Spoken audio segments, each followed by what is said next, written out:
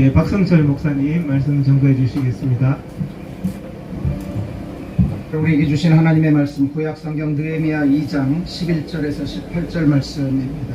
구약성경 느헤미야 2장 11절에서 18절의 말씀 제가 봉독하겠습니다. 구약성경 728페이지. 하나님께서 예루살렘을 위해 무엇을 할 것인지 내 마음에 주신 것을 내가 아무에게도 말하지 아니하고 밤에 일어나 몇몇 사람과 함께 나갈새 내가 탄 짐승 외에는 다른 짐승이 없더라. 그 밤에 골짜기 문으로 나가서 용정으로 본문에 이르는 동안에 보니 예루살렘 성벽이 다 무너졌고 성문은 불탔더라. 앞으로 나아가 샘문과 왕의 못에 이르러서는 탄 짐승이 지나갈 곳이 없는지라. 그 밤에 시내를 따라 올라가서 성벽을 살펴본 후에 돌아서 골짜기 문으로 돌아왔으나 방백들은 내가 어디 갔었으며 무엇을 하였는지 알지 못하였고 나도 그 일을 유다 사람들에게나 제사장들에게나 귀족들에게나 방백들에게나 그 외에 일하는 자들에게 알리지 아니하다가 후에 그들에게 이르기를 우리가 당한 곤경은 너희도 보고 있는 바라. 예루살렘이 황폐하고 성문이 불탔으니 자 예루살렘 성을 건축하여 다시 수치를 당하지 말자 하고 또 그들에게 하나님의 선한 손이 나를 도우신 일과 왕이 내게 이른 말씀을 전하였더니 그들의 말이 일어나 건축하자 하고 모두 힘을 내어 이 선한 일을 하려 하네. 아멘. 여기까지 공부하겠습니다. 한번 따라하시겠습니다. 마음의 성벽을 재건하자. 오늘 이 시간에는 마음의 성벽을 재건하자 이런 제목으로 함께 은혜 받겠습니다. 오늘 우리가 읽은 본문 말씀에 보면 느헤미야 선지자가 자기의 고향 모든 산천이 무너지고 성벽이 무너진 것을 가슴 아파하면서 하나님께서 자기의 모든 조국을 정상의 자리로 돌려놔 주시기를 간절히 소원하는 마음으로 기도하고 있는 장면이 나오고 있습니다. 우리가 살고 있는 지금 세상은 건물은 높아졌지만 인격은 낮아졌고 고속도로는 넓어졌지만 사람들의 시야는 스피드 속에서 점점 좁아졌습니다. 그래서 충돌과 사고가 많이 일어나고 사람들은 더 많이 죽어가는 세상에 우리가 살아가고 있습니다. 소비는 많아졌지만 옛날 가난하던 시절보다 사람들의 심령은 더 가난해졌고 더 많은 물건을 우리가 사지만 기쁨은 줄어들었습니다. 집은 커졌지만 가족은 더 적어졌고 더 편리해졌지만 우리들은 점점 바쁜 시간에 쫓기면서 시간은 더 없어졌습니다. 현대인들은 옛날보다 학력이 높아졌지만 상식은 부족하고 지식은 많아졌지만 판단은 모자란 가운데 살아가고 있습니다. 전문가들은 늘어났지만 문제는 많아졌습니다. 약은 좋은 약들은 많아졌지만 현대인들의 건강은 더 나빠졌습니다. 많이 소유하기 위해서 돈을 쫓으며 살아왔습니다. 그러다 보니 인격이 작아졌고 가족을 놓쳤고 건강을 잃었습니다. 크게 소유했지만 존재의 크기는 작아졌고 우리의 행복은 점점 상실되었습니다. 제가 감히 말씀드리지만 식욕은 몸의 문제가 아니라 정신의 문제입니다. 사는 동안 불필요한 잉여 욕망과 우리는 싸워야 하는 것입니다. 새들은 동물학자들이 연구해 보았습니다. 적게 먹고 적게 배설합니다. 새들은 창공을 힘차게 자유롭게 날기 위해서 뼛속까지 비우는 일을 열심히 매일매일의 삶 속에서 하고 있습니다. 그렇다고 여러분들 새들이 불행하다는 증거는 세상에 하나도 없습니다. 뼛속까지 비웠다는 새들이 행복하지 않다는 증거도 또한 없습니다. 오히려 새들은 하늘을 자유롭게 날며 자기가 가는 곳 어디에서든지 먹이를 편안하게 구하고 잘 먹고 잘 살고 있습니다. 우리가 가진 것이 적었을 때는 걱정거리가 적었습니다. 부족할 때보다는 풍족했을 때 더 괴로움이 많은 그런 삶을 우리는 살아가고 있습니다. 적게 가지면 괴로움도 적고 바라는 것이 작으면 불안과 두려움도 적을 것인데 우리가 너무나 많이 가졌기 때문에 너무나 많이 소유했기 때문에 우리는 힘든 인생을 살아가고 있습니다. 성경은 오늘 우리들에게 말하기를 가진 사람, 많이 가진 사람이 작은 사람이고 적게 가진 사람이 큰 사람이라는 역설적인 진리를 우리에게 설명하고 있습니다. 정말 잘 사는 사람들은 적게 먹고 적게 씁니다. 적게 먹고 적게 쓰면 적게 벌어도 부족하지 않습니다. 이것이 현명한 소비인 것입니다. 하나를 잃으면 하나를 얻는 법입니다. 여러분이 적게 가졌다고 해서 세상에서 많이 가진 사람과 비교하면서 불행해질 필요는 없습니다. 집안에 가구와 물건들을 가득 채우면 공간은 점점 그만큼 줄어들고 물건들이 차지하면서 내 집의 주인 노릇을 하고 있습니다. 반대로 집안에 물건을 치우면 공간이 많아지고 집안에 여백이 많이 생기게 되어 있습니다.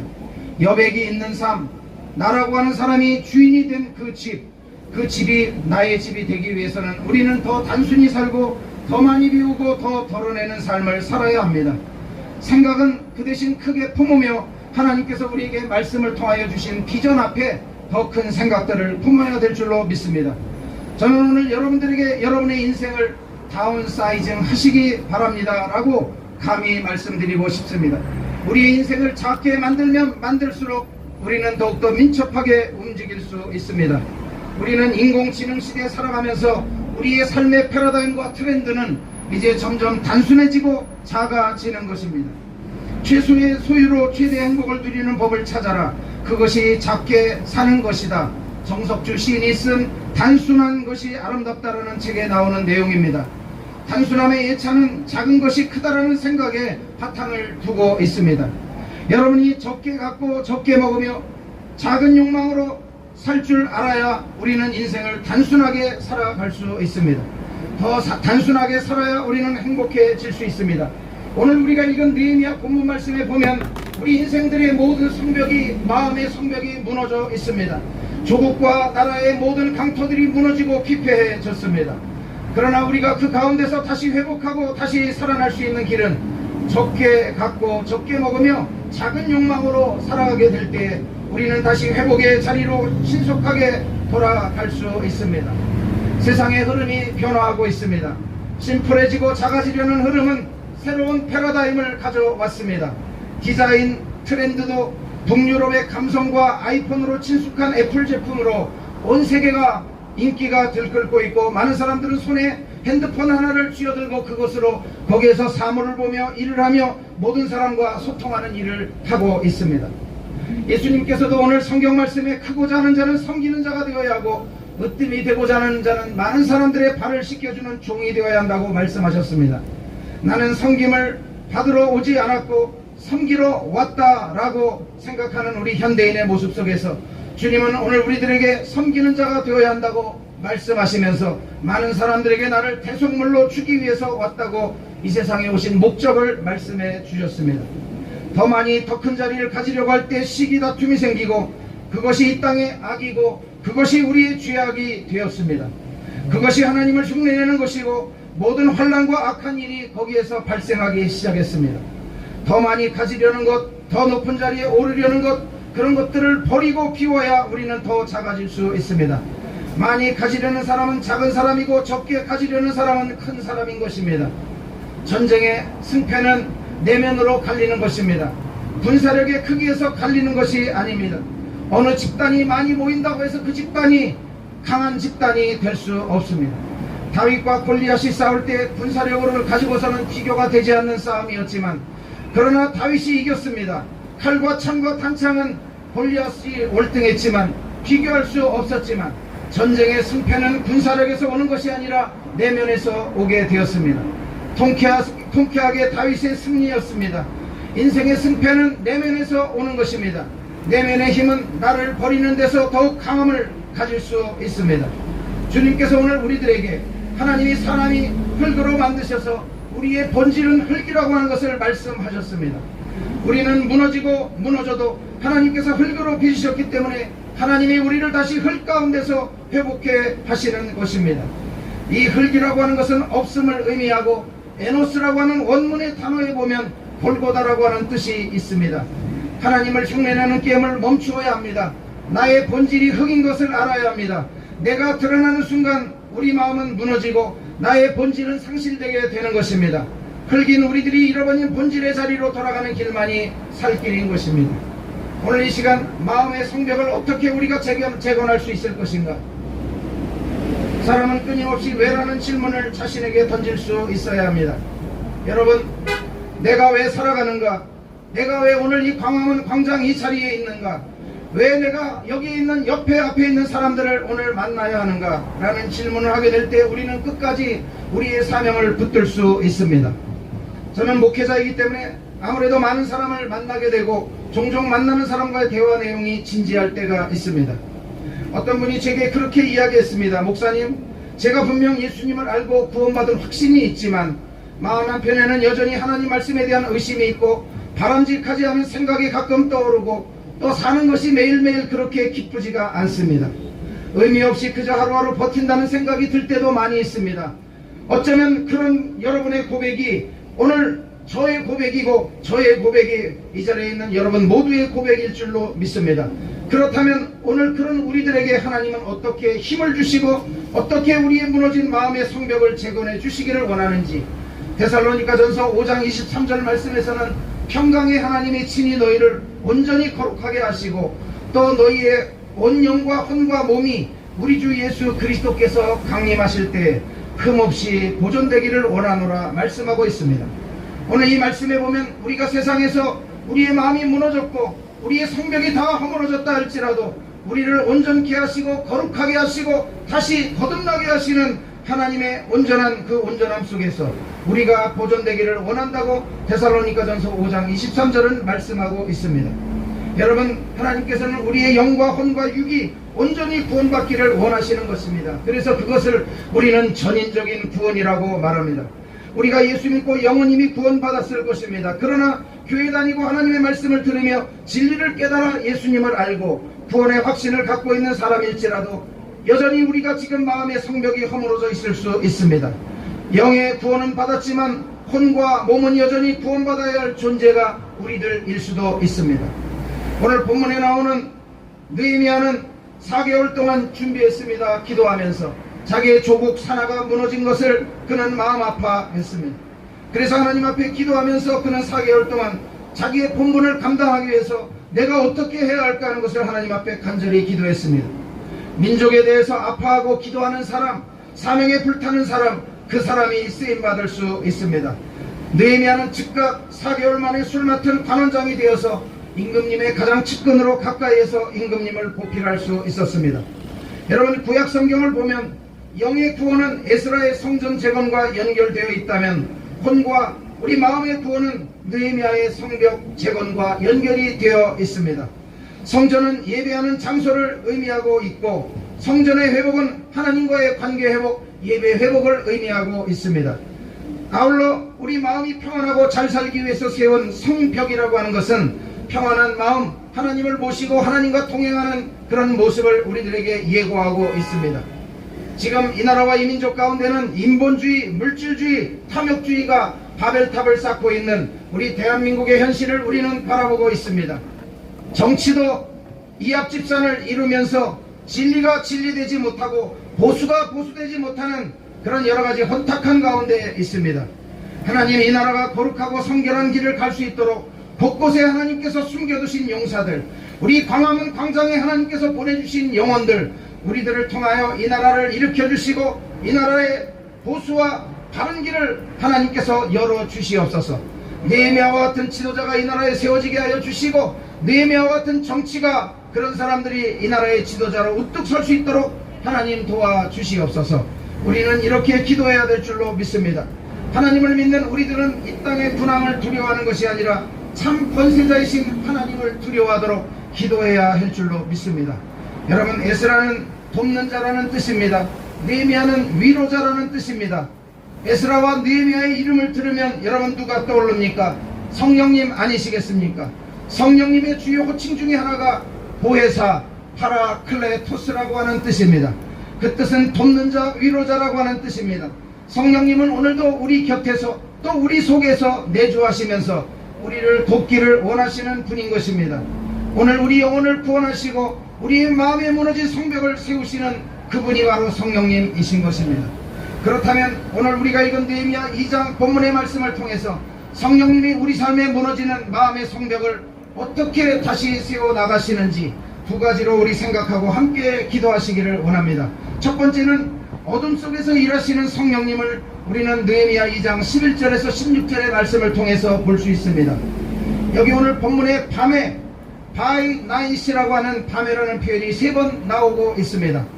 느헤미야가 밤에 본 것이 무엇입니까? 몰래 무너진 성벽의 모습을 세밀하게 살펴보았습니다. 그리고 느헤미야와 동행한 소수의 사람들조차 느헤미야가 그 밤에 무슨 일을 했는지 몰랐다고 기록이 되어 있습니다. 오늘 이 이야기는 뭐냐면 비밀 유지를 잘 했다는 뜻입니다. 구약성경에 비밀 유지를 잘 하지 못함으로 입이 방정 맞아서 엄청나게 손해보았던 히스기야 왕을 여러분들은 알 것입니다. 그는 죽을 병에 걸렸는데 기도해서 15년 동안 생명을 연장받았습니다. 현대의학에서도 정말 찾아볼 수 없는 엄청난 일들을 그는 하나님으로부터 축복으로 받았습니다. 그렇게 되었을 때 그 마음이 기쁘고 들떠서 히스기야는 적국 아람에 사람을 보내고 순수한 마음이 아니었고 마음이 들떠서 자기 왕궁의 모든 사람들을 자기 나라에 찾아온 사절들에게 다 열어서 보여주었습니다. 보물창고도 보여주고 왕궁도 보여주고 그리고 그 나라의 치안을 위해서 비밀을 지켜야 되는 뭔가 국방과 여러 비밀들을 다 내보여주게 되었습니다. 당시에 선지자였던 이사야는 하나님 앞에 기도하는데 하나님께서 이사야에게 말씀하셨습니다. 오늘 이 나라의 임금이 보여준 모든 것들이 그 보여준 사람들의 나라로 돌아갈 것이고 그들의 소유가 되게 할 것이다. 그런데 하나님이 은혜를 베푸셔서 당신에게는 그런 일이 없지만 당신 후대에게는 그런 일이 일어날 것이라고. 그래서 후손들이 고생하게 되는 일이 히스기야가 비밀을 지키지 못함으로 그런 일들이 일어나게 되었습니다. 우리도 뭔가를 이룬 다음에 그것이 문제가 될 수가 있습니다. 젊은이들이 열심히 공부해서 대학에 들어가는 것이 문제가 아니라 들어가고 나면 타락하는 것이 문제입니다. 저도 많은 젊은이들을 사역해보고 젊은이들을 가르쳐보니까 대학에 들어가기 전까지는 불철주야 밤새워 열심히 공부하는데 대학 들어가면 흥청망청 술 먹고 축제에 다니고 놀러 다니고 열심히 공부하지 않냐고 데모대에 나가서 데모하고 이런 일들을 하면서 그들은 허랑방탕하게 자기의 젊음을 보내는 것을 많이 보았습니다. 여러분, 결혼하는 게 문제가 아니라 우리가 방심하면 순간 넘어질 수 있습니다. 항상 조심하고 항상 깨어 있어야 되는 것입니다. 그래서 사도 바울은 너희가 선줄로 하느냐 넘어질까 조심하라 말씀했습니다. 항상 조심, 끝까지 조심해야 되는 것입니다. 느헤미야는 끝까지 긴장을 늦추지 않았습니다. 왜냐하면 그가 나라와 민족을 위해서 열심히 하는 일들을 위해서 그에게는 항상 그 일을 반대하는 대적자들이 있었습니다. 산발랏, 도비야, 게셈이라고 하는 이 세 사람은 이스라엘 성벽 재건을 죽기 살기로 방해하는 방해꾼들이었습니다. 느헤미야는 기도하는 사람이었기 때문에 이미 상황 파악을 했고 영적으로 감각이 있는 사람이었습니다. 그래서 오늘 13절 말씀에 보면 그는 현황을 정확히 파악하고 있습니다. 그리고 전략을 잘 세우고 밤에 캄캄한 밤에 아무도 눈치채지 않게 전략을 가지고 움직이기 시작했습니다. 여러분, 오늘 우리는 이 나라의 보수를 위해서 이 나라의 정상화를 위해서 오늘 광장에 모였습니다. 그리고 함께 기도하고 함께 하나님 앞에 예배하고 있습니다. 우리가 의욕만으로는 되지 않습니다. 전략이 필요합니다. 우리가 모였으면 결과물을 내야 하는 것입니다. 우리가 모였으면 이 나라가 보수가 우뚝 설 수 있어야 합니다. 우리가 하나님의 말씀을 들었으면 은혜 받았으면 우리의 삶 속에 변화가 일어나야 하는 것입니다. 방해자가 있기에 우리가 겸손할 수 있습니다. 핍박자가 있기에 우리는 하나님께 의지하고 겸손할 수 있는 것입니다. 하나님을 의지할 수밖에 없는 것입니다. 넘어지지 않을 수 있는 장점이 우리에게 있으니 얼마나 감사한 일입니까? 한번 따라하겠습니다. 방해자는 방해자일 뿐이다. 여러분, 아무리 방해자들이 우리 예배를 방해하고 아무리 방해자들이 우리 집회를 방해한다 하여도 하나님이 하시고자 하면 반드시 하시는 것입니다. 우리는 하나님의 협력자가 될 것인가, 하나님의 방해꾼이 될 것인가, 우리는 그 선택의 기로에서 선택할 뿐인 것입니다. 방해는 해도 하나님께서 행하시는 일들을 막을 수는 없습니다. 가룟 유다를 통해서 주님을 팔고 죽이려고 하는 사탄의 음모가 있었지만 예수님이 부활하심으로 그가 한 행위는 그 자신을 거기에 빠뜨리는 외통수가 되었습니다. 많은 사람들이 계속해서 예수님의 복음을 방해하기 위해서 부활이 거짓이라고 헛소문을 퍼뜨리지만 전세계 열방으로 복음은 번져갔고 예수님의 복음은 오늘 온 천하 만민들에게 큰 힘과 능력이 되었습니다. 로마서 11장 36절에 이는 만물이 주에게로 나오고 주님 이름으로 말미암아 주님에게로 돌아가미니라. 그에게 영광이 세세 무궁토록 있을지어다. 아멘.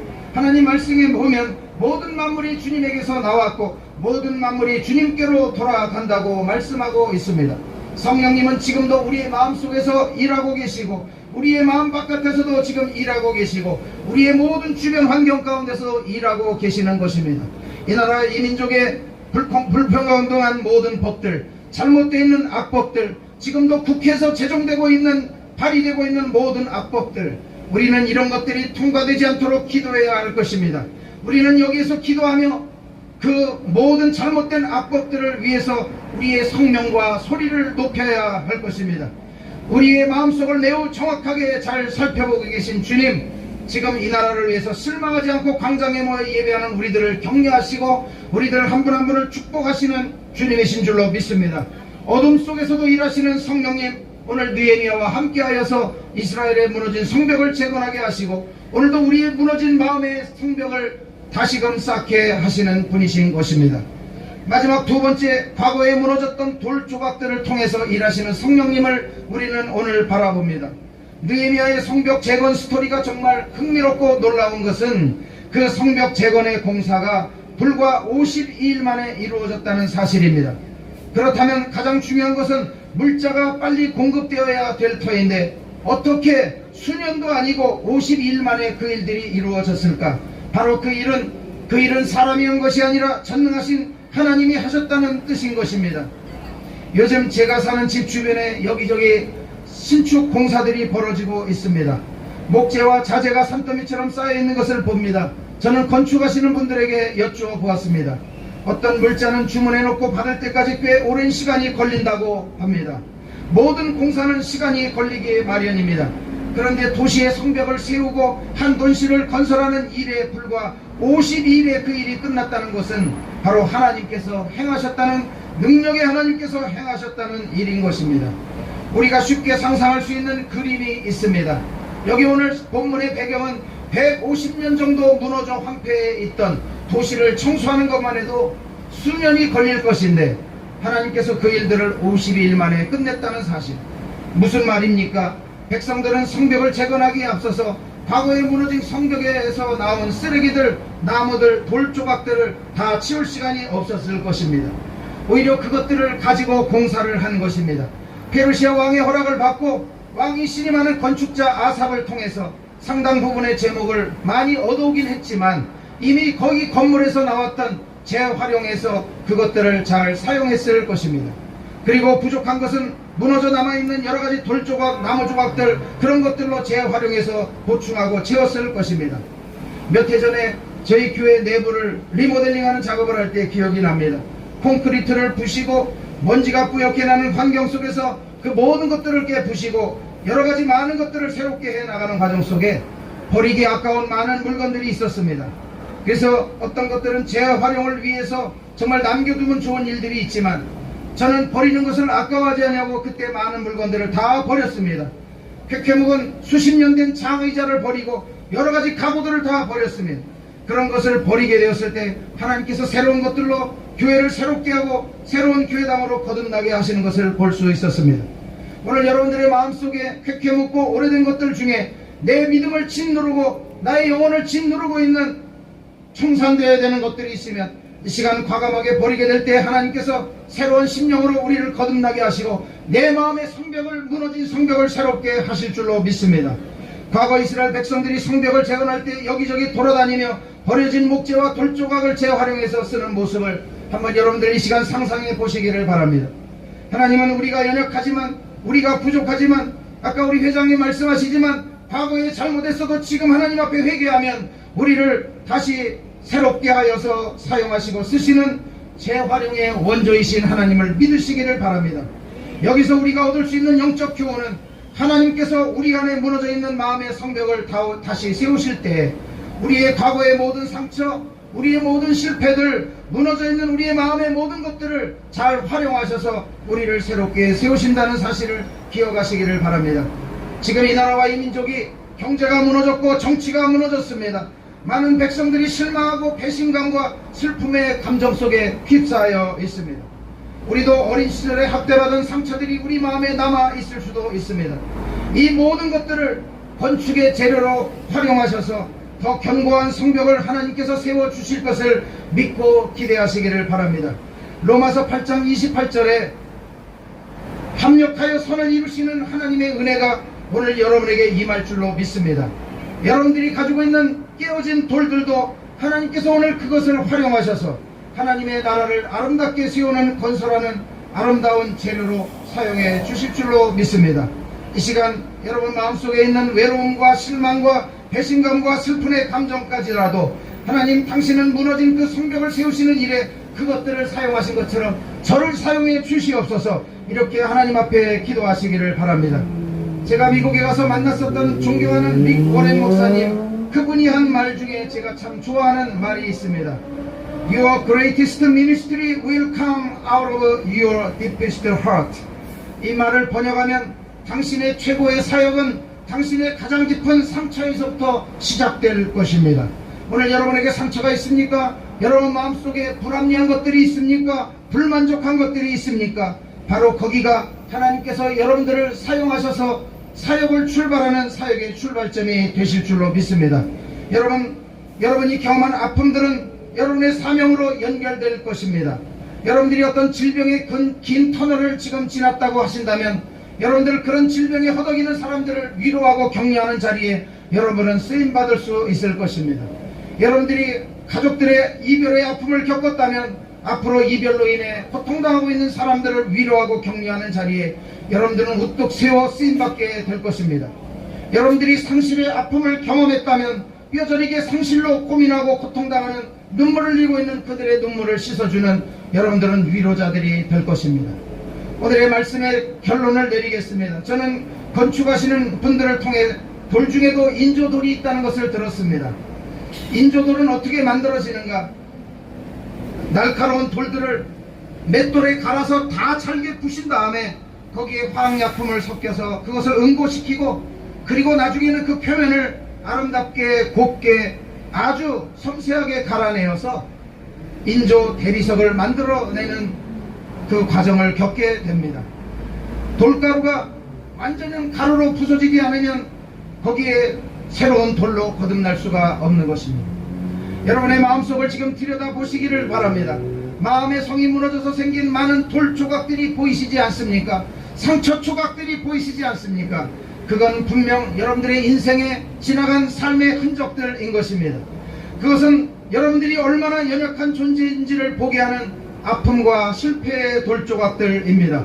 그러나 동시에 그 돌조각들을 내가 얼마나 더 하나님을 의지해야 하는지를 보여주는 사인들이기도 하기에 하나님의 말씀으로 갈아지고 다 닦여져서 우리가 하나님 앞에서 더욱더 아름다운 새롭게 거듭난 인조 돌과 같은 멋진 작품들로 거듭날 수 있기를 바랍니다. 하나님은 그 돌 조각들과 같은 아픔과 상처까지도 지금 사용하셔서 여러분들을 멋진 인생으로 멋진 하나님의 사람들로 우뚝 세워 주실 것입니다. 이 나라와 이 민족도 지금은 경제가 어렵고 지금은 정치가 여러 가지로 많이 혼탁한 가운데 있지만 하나님께서 그 가운데 숨겨두신 하나님의 의인들을 세우셔서 그 한 사람 한 사람을 통해 기도하게 하시고 나라와 민족을 위해서 절규하게 하시고 우리의 심령을 찢게 하시고 하나님이 모든 것을 합력하여 선을 이루게 하실 때까지 여러분 결단코 포기하지 않고 기도의 자리에 찬양의 자리에 예배의 자리에 나와 여러분 그 자리를 지키며 나라와 민족을 위해서 느헤미야와 같이 기도하는 민족의 지도자들 영적인 사람들이 다 되시기를 주님의 이름으로 간절히 축복합니다. 오늘 광화문 광장의 사명은 저는 얼마 전에 광화문 광장을 위해서 열심히 기도하는 가운데 하나님께서 저에게 좋은 메시지를 주셔서 우리 회장님과 나눈 적이 있습니다. 우리가 여기 왜 있습니까? 왜 여기 계속 있어야 합니까? 우리는 코로나로 인해서 예배를 드릴 수 없는 그런 어려움이 있기 때문에 광장에 예배 드리러 나오지 않았습니까? 그러면 지금은 나라가 엔데믹을 선포하고 우리는 각자 우리 교회로 이제는 돌아가고 광장교회는 문을 닫아야 하지 않습니까? 저는 하나님 앞에 간절히 기도했습니다. 하나님께서 저에게 이렇게 세밀하게 응답해 주셨습니다. 지금 너희들은 광화문 광장에 싸우지 말고 더 열심히 모여야 된다. 더 열심히 모여서 기도하고 더 열심히 찬양하고 더 열심히 목청을 돋구어 기도해야 된다고 말씀하셨습니다. 왜냐하면 이 광화문 광장이 점점 어떤 사람들로 가득 차고 있습니까? 이 나라의 종북 좌파 그리고 붉은 무리들이, 검은 무리들이 이 광화문 광장을 덮으면서 예배하는 자들을 핍박하고 정의를 부르짖는 보수 세력들을 능멸하며 지금 이 광화문 광장이 더럽혀지고 있는데, 정결하고 깨끗한 하나님의 백성들이 모여서 예배하고 기도하고 찬양하고 너희들이 광화문 광장 교회의 사명을 알진데 거기에서 각자 사사로이 개인의 문제들을 생각하지 말고 힘을 합쳐서 기도하고 하나님 앞에 열심히 예배하라고 오늘 우리들에게 광화문 광장 교회를 허락하신 줄로 믿습니다. 더 열심히 모여 기도하고 더 열심히 모여 하나님 말씀 듣고 더 열심히 모여 하나님의 나라를 위해서 열심히 외치면서 하나님 이 나라를 고쳐주시옵소서, 이 땅을 치료하여 주시옵소서, 이 땅의 정치와 이 땅의 교회와 이 땅의 모든 지도자들을 하나님 바르게 세워주시옵소서. 어둠 속에서도 일하시는 성령님, 어둡고 캄캄한 이 나라를 위해서 일하여 주시옵소서.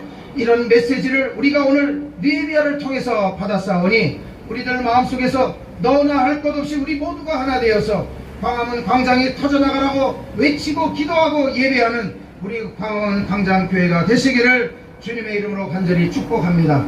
한 주 동안 여기저기에서 부당한 그런 법들이 제정되고 국회에서 부당한 법들이 발의되는 그런 못된 사람들, 다시는 그 사람들이 이 나라에 발을 붙이지 못하도록 하나님 그달을 심판해 주시옵소서. 그들이 무너지게 하여 주시옵소서. 북녘의 김정은의 집단이 무너지게 하여 주시옵소서. 아버지 하나님, 그 나라에서 미사를 쏘고 대포를 쏘면서 여러가지 나라를 협박하고 있는 그것을 하나님 바라보시고 심판하여 주시옵소서. 처분하시고 정리하여 주시옵소서. 그래서 이 땅이 평화로운 나라가 되게 하시고 남과 북이 복음으로 통일되게 하시고 하나님 평화로 통일되는 날을 속히 허락해 주시옵소서. 동독과 서독의 기적이 우리 조국 대한민국에도 이루어지게 하여 주시옵소서. 그렇게 기도하는 자리가 되시기를 바랍니다. 또한 이 나라에 하나님께서 여러가지 많이 고통당하고 있는 질병과 어려움 속에 고통당하고 있는 연약한 자들을 돌보아 주시고 그들을 하나님 회복하셔서 그들 가운데도 하나님의 평강과 은혜가 넘치게 하여 주시옵소서. 이렇게 기도하는 우리 광화문 광장이 되시기를 바랍니다. 한 주간 동안 여러분 믿음 가운데서 일터에서 여러분들의 모든 일상생활에서 여러분 복음으로 승리하고 말씀으로 승리하고 정의로 승리할 수 있는 우리 광화문 광장교회 성도들 되시기를 주님의 이름으로 간절히 축복합니다. 기도하겠습니다. 살아계신 아버지 하나님, 하나님의 은혜를 진심으로 감사합니다. 어둠 속에서도 일하시는 느헤미야와 함께 하셨던 이스라엘 백성과 함께 하셨던 하나님의 은혜를, 성령님을 찬양합니다. 내가 잘 모른다 할지라도 지금 이 순간에도 내 영혼의 어두운 방 안에서 일하고 계신 성령님을 신뢰합니다. 내 모든 필요를 진단하신 후에 무너진 내 마음의 성벽을 다시 세우실 것을 믿습니다. 나는 여전히 나이고 나의 과거도 여전히 나의 과거이지만 주님은 내 모든 과거에 무너진 돌들을 사용하시고 합력해서 가장 좋은 것을 세우실 하나님이신 것을 믿습니다. 하나님, 이 나라를 바르게 세워주시옵소서. 이 나라의 우리 윤석열 대통령을 하나님께서 하나님을 두려워하는 지도자로 세워주시옵소서. 그를 수종드는 산부요인 각부 장관들 그리고 모든 국회의원들 가운데 하나님, 이 나라를 위해서 바른 법을 제정하게 하시고 바른 법이 실천되어지는 나라가 되게 하여 주시옵소서. 지금도 광화문에 여러 곳에 기도하는 모든 집단들을 하나님 축복해 주셔서 하나님을 의롭게 하고 하나님을 드높이는 모임들이 되게 하여 주시옵소서. 우리 전시무리와 같이 회개하지 아니하고 하나님을 능멸하고 하나님을 욕보이는 그런 집단들을 주님께서 불쌍히 여겨 주시사 하나님, 오늘도 하나님의 이름 앞에 회개하는 은혜가 있게 하여 주시옵시고 회개하고 돌아오면 하나님 다시 사용해 줄 줄로 믿사오니 회개하는 아버지 그 모임이 되게 하여 주시옵소서. 오늘도 우리가 이 자리에서 철저히 회개하고 우리 자신들이 하나님 앞에 올바로 섬으로 하나님의 이 나라를 바로 세우는 일에 의롭고 정결하게 쓰임받는 하나님의 신부들이 되게 하여 주시옵소서. 우리 광화문 광장교회를 축복하여 주시옵소서. 세우신 우리 이동욱 회장님을 위시하여 모든 성도들이 혼연일체가 되어서 하나님 안에서 하나가 되므로 하나님 앞에 영광 돌리고 하나님이 부어주시는 능력으로 이 나라와 이 민족을 영적으로 바르게 능력있게 이끌어 나갈 수 있는 우리 광장교회가 되게 하여 주시옵소서. 하나님, 오늘도 이 광장교회를 통하여 이 나라의 바른 질서를 세워 주시옵시고 이 나라의 바른 복음을 세워 주시옵시고 하나님, 이곳을 통해서 느헤미야와 같이 에스겔과 같이 나라와 민족을 위해서 절규하고 부르짖는 기독군들이 늘어나게 하여 주시옵소서. 함께 하실 주님을 찬양합니다. 하나님 한 분만을 높여드립니다. 우리 구주 예수 그리스도의 이름으로 간절히 기도하옵나이다. 아멘.